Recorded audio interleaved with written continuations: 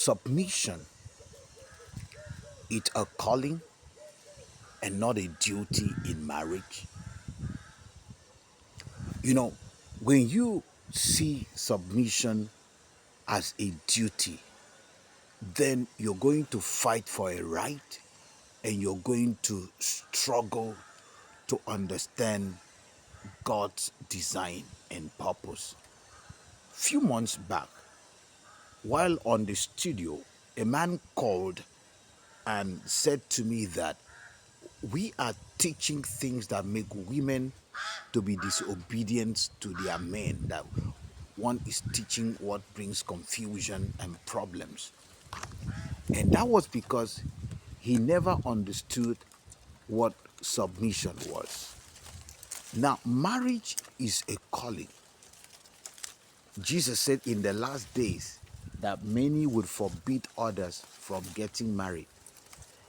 And Paul said in Corinthians that there are many who will not want to get married later on in life. It's a simple truth. If you do not see marriage as a calling, then you're going to struggle with the order God had put in place. It will be very simple to see that God created marriage as a union of two purpose people. Two people who have designed their purpose for living on earth coming together to form God's order. Take note of the word. It is God's order, not their own plan, not their own way of life, but God's order. Traditionally, many cultures have tried to form marriage in diverse ways. And we cannot argue with how your culture have designed marriage. But we are looking at the Word of God. And what is the Word of God? The Word of God is that a man and a woman live within the order of his purpose. And what is that purpose?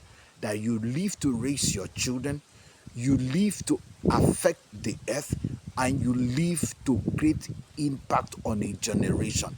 It is not about you and your husband, you and your wife. It's about you and your children. And one of the reasons why God chose Abraham, he said, "For I know he will raise his household to live according to my order."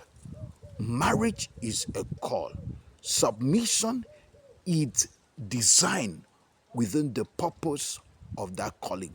It is not a contract as many people are looking at it. Marriage, it's God's order.